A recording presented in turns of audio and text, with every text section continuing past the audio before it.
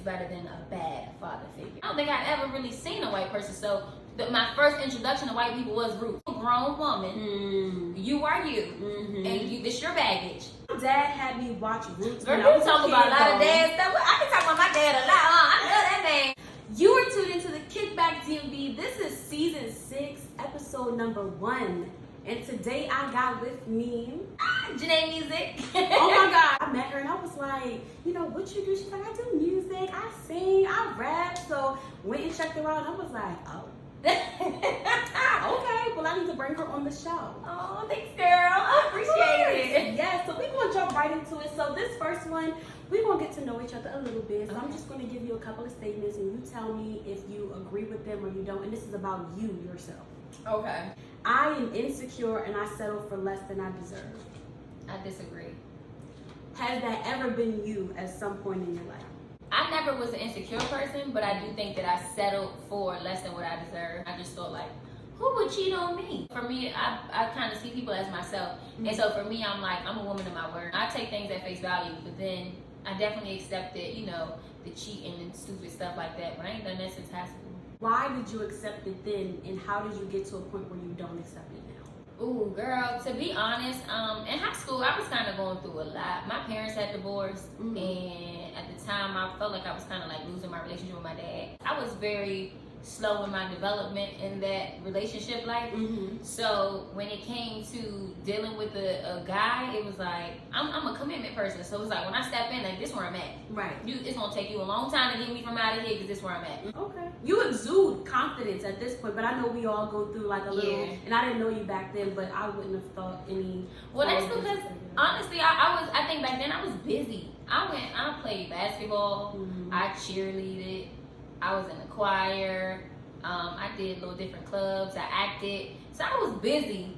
So I never really had the time to really think about other people or to like compare myself to other people. And then I have a lot of siblings, and so like we're really close and we uplift each other and we support each other. So I never feel like I don't have anybody to love me or I'm never without. So I've never really had that feeling. There've been times where I've had experiences and I felt like, what did I do what could I have done better, or how could I have been better? And I've, you know, analyzed situations, but it always comes back around to it wasn't me, it was them.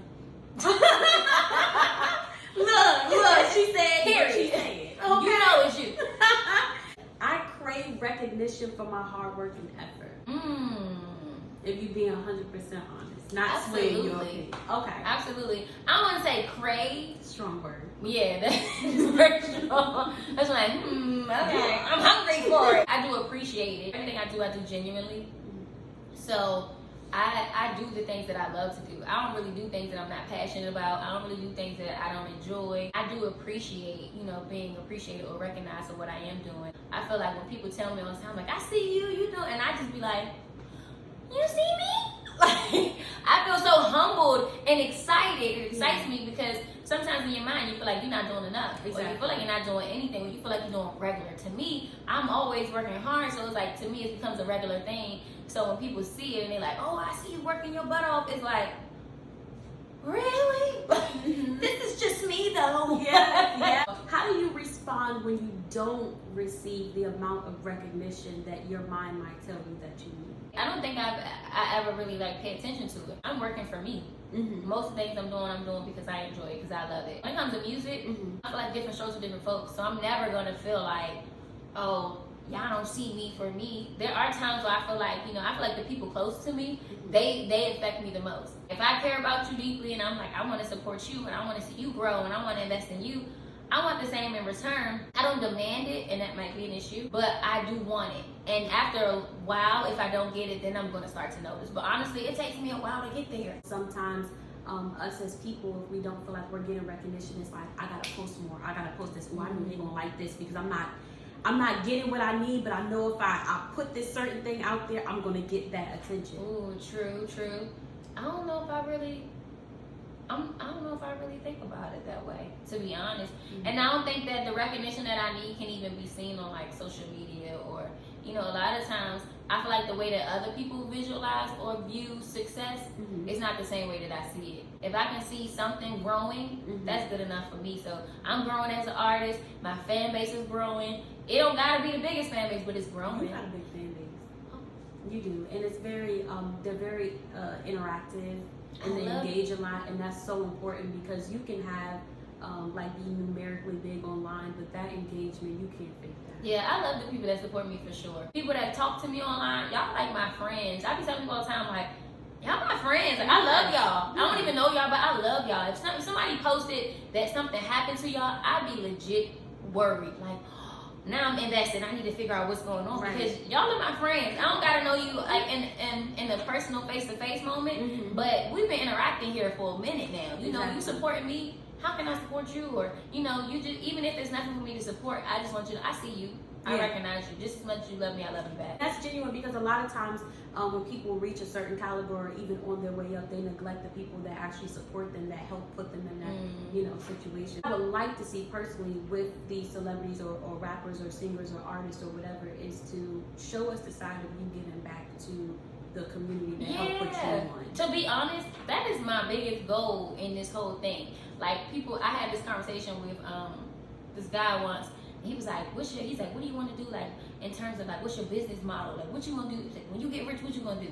And I was like, so I plan on having these programs. And I was telling him about the programs that I had when I was a kid. And I was like, I want to have these type of programs and I want to open them up in all these major cities. And I was like, and I want to fund them.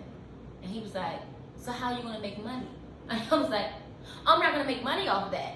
I'm just going to pay for it so that we can do this for the community. And I'm hopefully, you know, I'll just sell music and everybody continue to, those people who pour into me financially, I'm going to pour back into them. I don't like the fact that people be so rich and they don't take care of people. I'm like, dang, like, it's great to have a life of luxury, but at the same time, it's like, you got to give back. You got to take care of people. You have to give back and you don't be needing all that. The thing is, everybody got a rags to riches story or I came from nothing story, but how did you feel when you had nothing and you see all these people with something? All you thought was, I got to go get it, I got to go get it. Yeah, but wouldn't it have been nice for somebody to reach back and help you? You said a lot, but this interview about you, so I'm just gonna keep going. All right, so this next segment, as y'all know, is Peep That Tweet. So I saw a couple of tweets, and I just want her to elaborate on them a little bit. Ain't nothing too crazy, girl, but we gonna get okay, right into because my it. Twitter, I be listening to say something. I be mouthing off on Twitter. You do. I do. And I love it. Twitter's my favorite platform. Yeah, you have a lot of engagement. Like you open up a lot of good dialogue and conversation, and it be triggering people to say stuff back. So yeah, go talk your stuff. I love Twitter. I'm not going to Twitter family is my. Yes. Okay. We be locked in. We be Instagram chatting it up. I don't know though, because my parents were addicts, and honestly, my dad is the greatest through all of it. And his father wasn't present, so I don't know the disconnect from real. You actually responding to someone, but tell us a little bit about that. People say such negative things about parenting, and I'm like, I understand that there's always something going on with like fatherhood, yada yada yada. And I believe that men are super important in our lives. I think that fathers are highly important because for me, I have a child, and I don't have the best experience in terms of, you know, him having a father, but I don't turn that into my story and be like, oh, men aren't fathers and this and that, because I have a very present father. Right. And my father is awesome. My father has hella kids, too many damn kids. We all know it. But we love each other dearly, and we all have different moms and all of that. But because of my father, we're all connected. We all are close. And he's made it very apparent that he's in all of our lives. And my father even got like a group chat for all of us. And we talk every day, every morning. He sends us a word of the day, a prayer of the day. He, you know, he tells us how much he loves us. My father's very present. If I need anything, he pulls up. My father got me a billboard for Christmas in Times Square. Like, my father I did see that. Shout out to Dad. Yes, big nut. That's my nigga. So yeah, like my dad be on it, but it's like, and even through all of that, like I'm gonna tell you, alright, so my father says this story all the time, but my parents were addicts, like I tweeted, and my father, but when he was an addict, my father made sure that he always spent time with us though, and no matter what, he thought that, you know, he was doing his best as an addict. And so my father always says, you know, when he like, I remember back to the days when I only had $20 and I needed to get high, and he like, but I got my daughters and I need to feed them. And at the time, it was 3 of us that he would have with him. And so he was like, I would buy a Happy Meal from McDonald's with my $5 because I know I can get them to give me $5. I can skim $5 off my rock. Mm-hmm. He like, so I pay my $15, they'll give me something. And I take that $5 and buy a Happy Meal. He like, and I give everybody a nugget, and we all get 4-5 French fries, and we get the courtesy cups, and we good. Mm-hmm. And so my father talks about that all the time. So for me, it's like, my father's always been present, regardless of whatever stage of life he's been. He's been poor, he's been up, he's been addicted to drugs, he's been in and out of situations, but regardless, he's always been a father. Shout out to Dad. For sure. That's a good. I look. Dang, that made me feel really good. And I love a good parent. Yeah, for you sure. know, it's definitely something that's needed.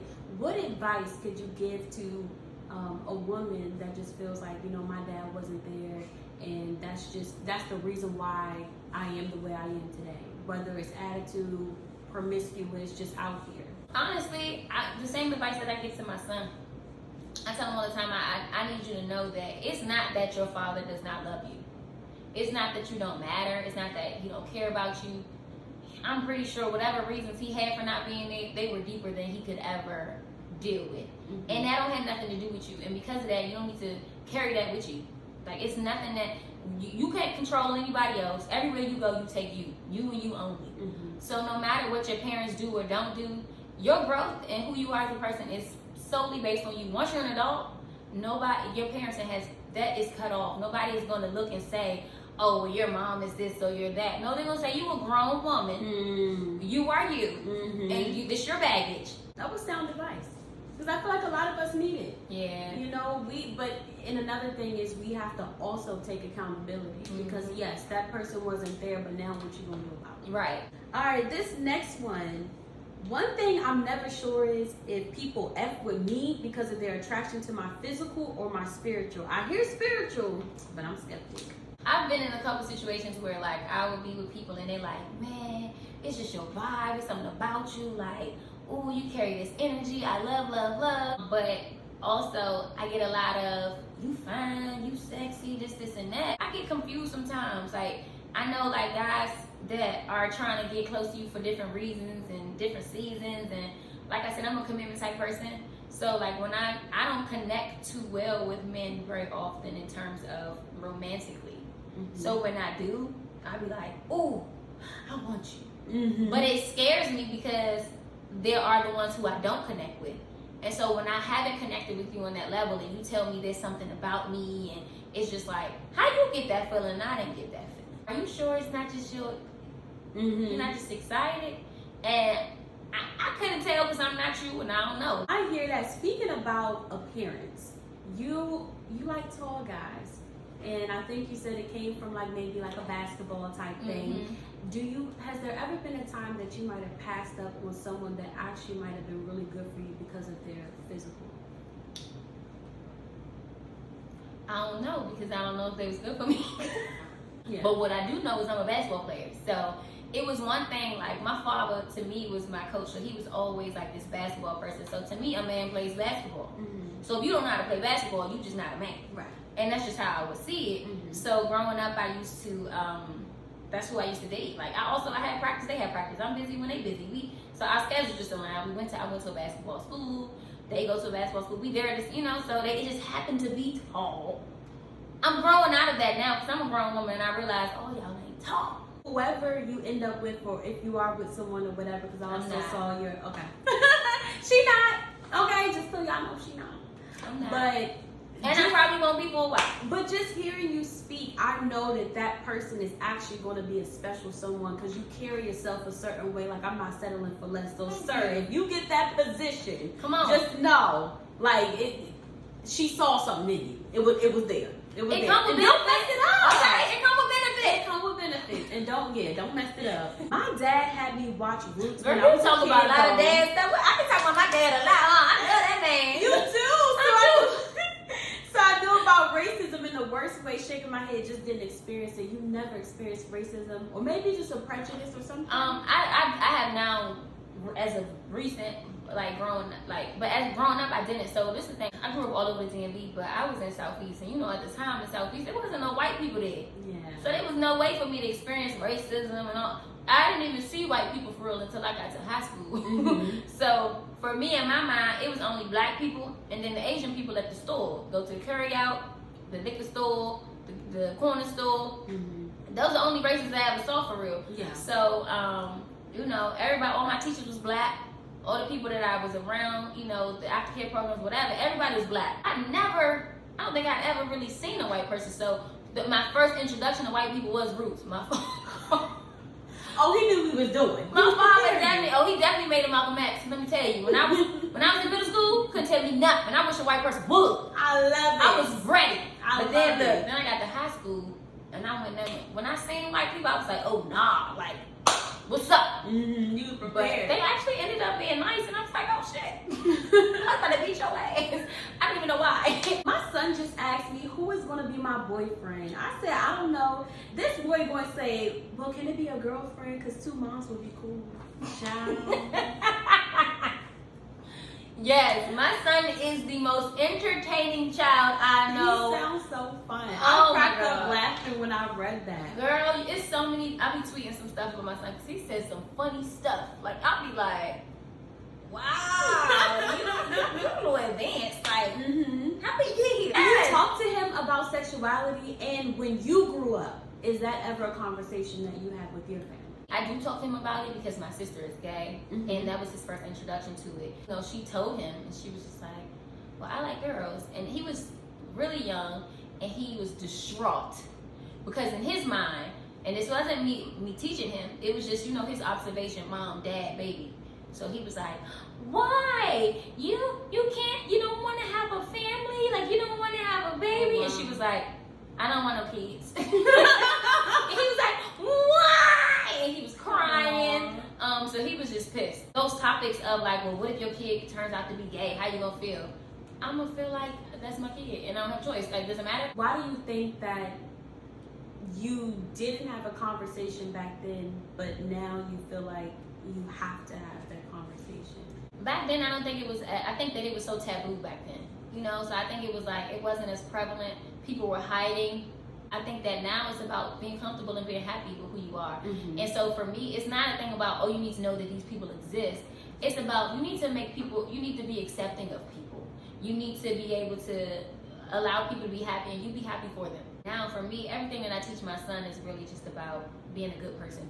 Okay. So it don't really be about, you know, it's not even a thing of, I don't care if he was to be like, I'm gay or I'm not gay. Whatever the case may be, as long as you're a good person.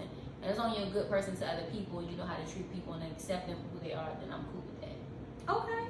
All right, before we get to this next segment, because that was really, you're very well spoken and you're very level headed, and I can tell that you've had a lot of experiences in life. Like, I feel like you've done, you know, we all have to grow, but I feel like you've done a lot of like personal work that has helped you to be able to. I'm trying, girl. Yes, girl. Trying to be my best self. There you go. You know? What advice can you give to single moms who are raising sons? You are not the dad. You are mom. And sometimes that looks like super mom because you are a single mom.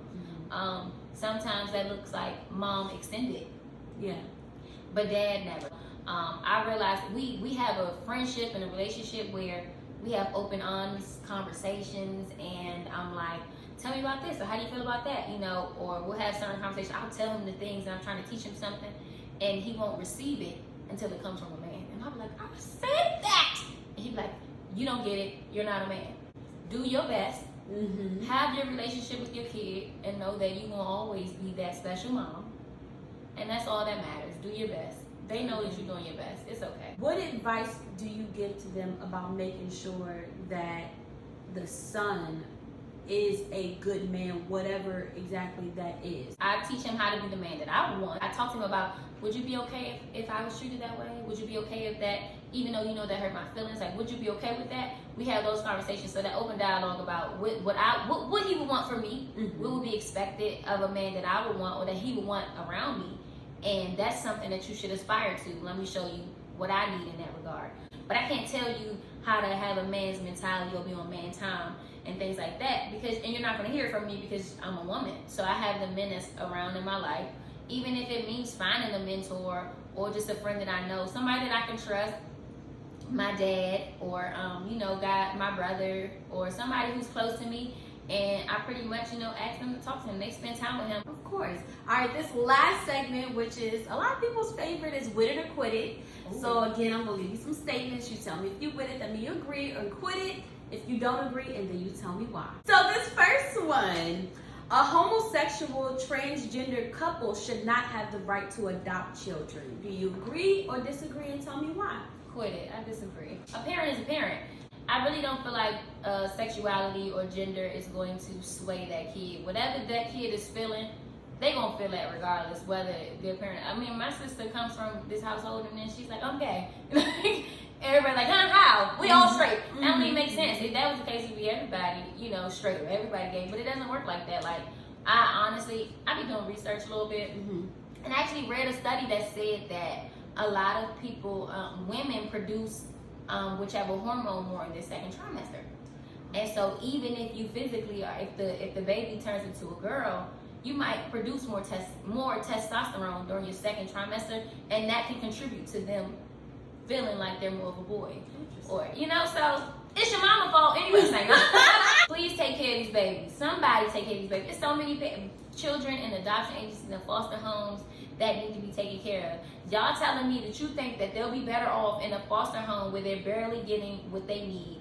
Minimal love, minimal affection, minimal food, minimal treatment, half of them are getting abused, and you think that they shouldn't go to a transgender family?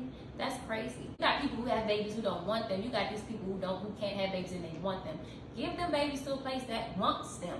It's a good perspective. Let them be loved. Yeah, of course. All right, this next one. I know how to make money, but I struggle to keep it and grow it. You with that or you quit that? Girl. See, that's a little difficult for me. It's the thing. I know how to make money, right? Okay. I don't know how to save money. My family be getting on me because I be like, I'm broke. And they be like, you are not broke. You got more money than everybody. And all these streams of income, all this you do. I know how to save money. The problem is I haven't learned how to grow my money yet. Oh, okay. I know ways and I found ways, but every way that I believe in, it takes a larger lump sum of money to grow the money. Now I've seen, other like financial advisors and stuff like that, and I've had one who's talked to me about different accounts and stuff that I could get. But I wanted to invest my money in other things, and I have invested my money in things, and it has not turned out great. And I'm talking about large lump sums of money, and I'm struggling to get it back. I feel you. What is your money motto? I don't have a money motto, but play broke, you won't be broke. Ooh. Okay. Okay, because a broke man can't play rich, but a rich man can play broke. There you go. And we're talking about for a long period of time. I'm not talking about for the day. I'm talking about for the year. So yeah, play broke, you won't go broke. What did you learn about money from your parents? Girl, I told you my parents was addicts. How you want? Assuming they're not now. They're not. Revisited certain conversations, or they not. Girl, addiction drive you into debt. They are. Okay. So I'm trying to get my life together. I take care of them. So has that influenced the way you view money? Oh, absolutely. Let me tell you something. The way I view money, the way I view relationships, the way I view people that I date. I can't. It's just certain things I can't accept because I've already lived that, and I ain't going there. I ain't never going back there. Financially, I will say, my dad actually has learned a lot about finances, and he's a risk taker, and he's like, well, you gotta try it. But he does. He sends me different opportunities and stuff like that to invest in. My mom, she's never really been that type, but she kind of grew into saying like, I need more. So now that she's a little older, she's kind of finding ventures that she wants to tap into.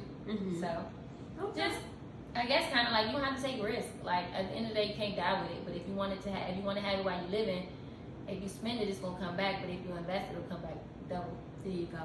The decrease in morale in this generation and the generation after is due to the distance of religion. You think the further away we are from religion, the less morale we have, or the two don't correlate?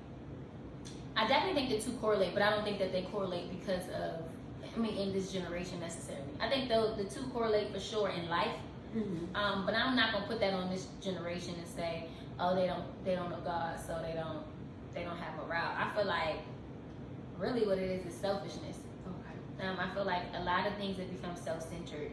We have gotten to a space where we only care about self. Whatever, any way for me to win, any way for me to grow, if it benefits me, then I'm with it. And so the moral compass gets shifted because I'm not thinking of what you need or to care for you because I'm worried about me. And I also think it's also just the access of seeing so many people have success. Like, can you imagine? Like, I don't think I've ever seen so many successful people in my life. Right. Like, when I was a kid, you felt like you never knew you didn't have. Because everybody around you, we all on the same level. Exactly. So I never knew, oh, this person got the Chanel, they got the Gucci, you got the VVS. Like, nobody, I didn't know any of that. I didn't know what it was. I know my father wore that cologne that smelled nice. And I knew he would wear a suit, you know, but those watches that he would wear, I didn't know they was Rolex. I didn't know what they was. I didn't care. Right. But everybody that I grew up around, we all, you know, was on the same level, so it never fazed me. Exactly. But I think that in this stage of life, everybody has access to everything, and so we can see, oh my God, they got this designer, this brand. You know, we have access to everything. And it's like, I want that. So now, how do I get that? I need to focus on me. Exactly. And I think that a lot of it is just selfish and self-centered. We get to the point where we just focus on ourselves. I want to win. Right. I want to be the winner. I want to be the best. I want to be this.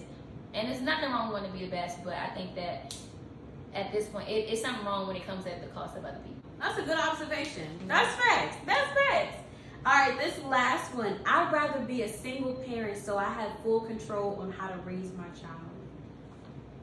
No. I was watching something on 16 and Pregnant. She was just like, I just liked it better when he was locked up. Like, I just had, like, control and you know... And it sounds bad because I thought the same thing. It was more so from a sense of I feel like I know what to do to raise my child and I know what's best. Unfortunately, I didn't pick the best partner, but I'm happy that he's not in the picture because I don't need you messing up what I already instilled in my child. So I'm gonna give you twofold on that. Okay. And with that, I'm gonna give you a little tap into my life. Okay. I can somewhat agree with that. Because one thing I experienced with my son's father was a lot of carelessness, a lot of childishness, a lot of disrespect. I don't know what I'm doing, but I don't gotta listen to you. And so for me, it got to the point where it was like, look, I'm not even gonna talk to you about this no more. I'm not consulting you. I'm not confronting you. I don't care. Do what you do what you want, but not with mine. So I get that. But what is it preferred? No, I would prefer to have a strong partner. Yeah. I would much rather not be a single parent because one, I don't want to have to take all the weight with myself. But outside of that, it also becomes a thing of all the weight is on me in terms of the direction, in terms of what's best. It's only up to me. It's only my decision. I value partnership. I think what she would prefer to say is I'd rather have an effective parent partner. I'd rather be single than having an ineffective parent partner. One thing I told my son, I said, no father figure is better than a bad father figure. Because I don't need someone here swaying you and making you make poor decisions or abusing you or treating you a certain way or, you know, having you growing up questioning yourself. If they can't give you love and that or whatever they offer to you is deteriorating you as a human, we can cut that out because I can build you up as a human. I appreciate that perspective. Again, it's very sound. It sounds like it comes from experience and less of emotional, just more of a logic sense, and that's definitely appreciated. Thank you. Well, look, that's it for today. Period. I'm Donna B. Frazier, and this is Janae Music. Peace.